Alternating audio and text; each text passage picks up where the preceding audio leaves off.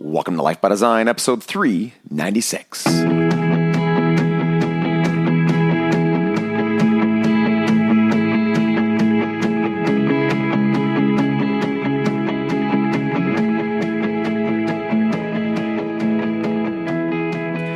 Welcome to Life by Design. I'm your host, Dr. Jamie Richards, and I'm joined today by my colleague, Dr. Horatio Jug. Hello. We are creators of Life by Design with many locations worldwide. Each week on the show, we discuss the principles and the practice of Life by Design.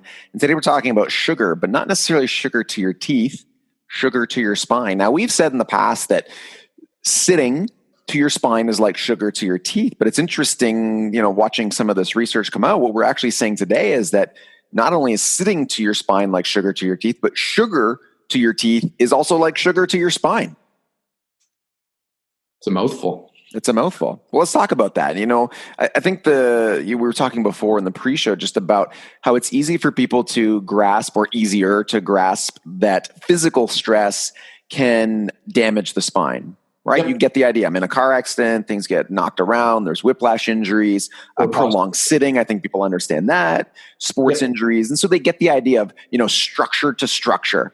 Yes. Take a hammer and hit a nail, it moves. And so that makes sense. But when you start to get into some of the other possible effects of change to your body, there's two other types of stresses we talk about, one being emotional stress and then one being chemical stress. And even the emotional stress is a little more difficult, but I think people grasp the idea that when they're quote unquote stressed, they feel more tension in their body, and that restricts movement and restricts blood flow. And there's, all of these other changes that can have an effect physically. But then you talk about chemical stress. I think that's a harder one for people to grasp. But what I love about this study is it really makes it obvious and logical. So let's talk about this. In the study itself, Horatio, they were talking about type 2 diabetes and looking at blood sugar regulation. And we know that people who are diabetic, type 2 especially, or at least this study looking at, with the excess blood glucose or hyperglycemia as it would be known, there's more damage to the tissues of the body. And that's been studied over and over again. And, not a lot of talk has gone on about the spine, although it's been hypothesized. But what they looked at in this study was looking at the rate of disc degeneration. So the cushy substances between the bones of the spine or the vertebrae. And those discs are embedded with nerve endings and blood flow. And, they're part of the mechanical makeup. If you had diabetes type 2 and had excess blood sugar or hyperglycemia, as it turns out, those tissues are degenerating at an accelerated rate over people who are non-diabetic. Yep. Keep going. I got no comments so far. Which I just think is amazing. And one, it makes sense. You understand that type 2 diabetes increases your rate of peripheral neuropathies, people with visual issues, the arteries are starting to get damaged. The longer you're hyperglycemic, you have more reactive oxygen species in your body, so there's more inflammation. All these things have been known, and yet it's still only been hypothesized that does it or does it not affect the spine or some of those spinal structural tissues. But it just makes sense. It's a logical conclusion, and it's nice to see some of this research. And so when we're talking to patients and we're talking about the importance of the spine, and yes, we talk about correcting structural shifting, we talk about improving motion of the spine. But when we advise our clients on eating and how that relates to the spine, it's nice to know that there's research that's backing that up. Yeah. So, now it becomes, more important. Like, we've always known this, it's just really nice when you have a good study, a study that's randomized control that says, hey, the people that, had diabetes, which is caused by poor diet, had more degeneration in their spine, right? So when you're sitting down with somebody who has a degenerated spine, which is, unfortunately, it's actually staggering how many people actually do. Oh yeah. There's a factor. What else is there to say?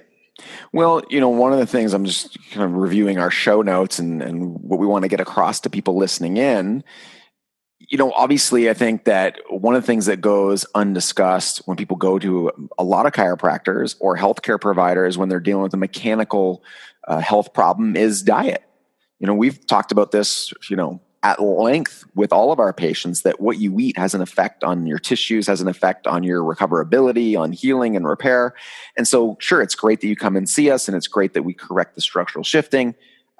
But there's just things you need to do, right? Whether it be, rehabilitative exercises, and diet being one of those things. It's not just about, hey, I don't want to get diabetes, or hey, I don't want to be overweight. It's truly affecting the mechanical tissues in your body. Well, this is, I mean, I think the important conversation and looking back, why I included that into the show notes is because, people get frustrated. I've been coming here for however length of time, or I've been going to my physio for so many years, and, oh, they're not really helping me. Oh, no. What they're doing or what we're doing is helping you, but like there's limitations to this. And the other things that you could be doing to help yourself, you are either unaware of or are choosing not to do on purpose. Yeah, and I think that's where, the clients who are the most frustrated are generally the ones who are not doing any other work, right? They've reached a point where they just assume that even though we don't have this conversation, it's not something that's accepted by you or I in our practice to say, yeah, you're right, I'm going to do all the work and there's nothing you need to do. I mean, it's pretty clear up front that there's other things you're going to need to do as time goes on. But I think a lot of times they just assume that, we're just kind of spouting that off. And when it really comes down to it and the rubber hits the road, they still thought that what you were going to do was going to have the most dramatic effect. And they probably really wouldn't have to do anything. You're just saying that, to kind of, be inclusive of all the things that are important. Yeah. Well, I mean, look, I think that this is an important conversation to have here. I or any other healthcare practitioner for that matter is going to do what we're going to do.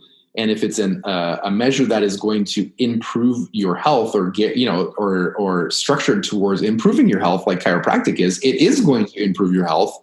But that doesn't necessarily mean that the problem that you wanted fixed was solely caused by removing that, insult to your health. Right.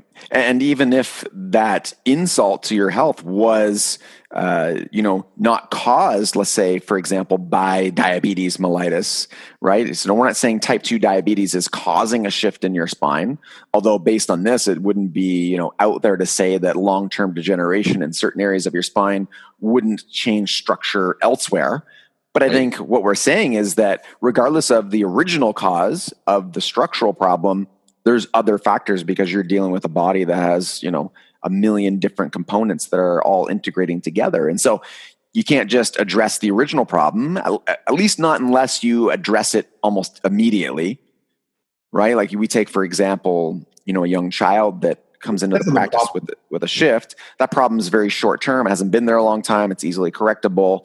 But by the time you've actually had a problem with your spine and it's been decades, now you're layering in, all the other components. How are you eating? How are you moving? So at that point, there's these other things that you need to take into consideration.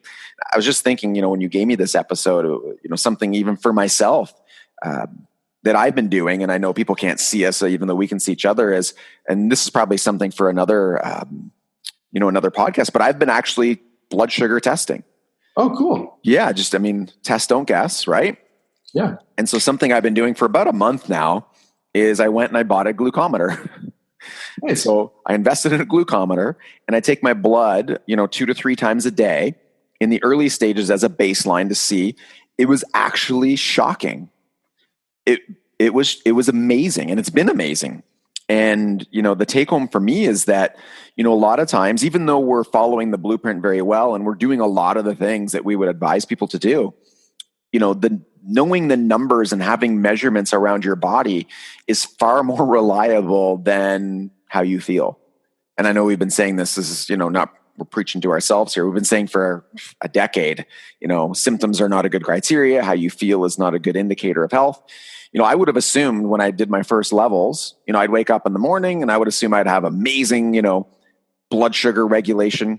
And actually I didn't. It wasn't terrible, but it wasn't in this like amazing optimal range that I would have expected.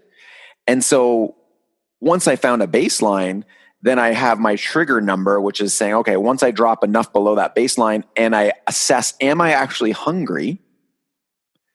Then I can eat.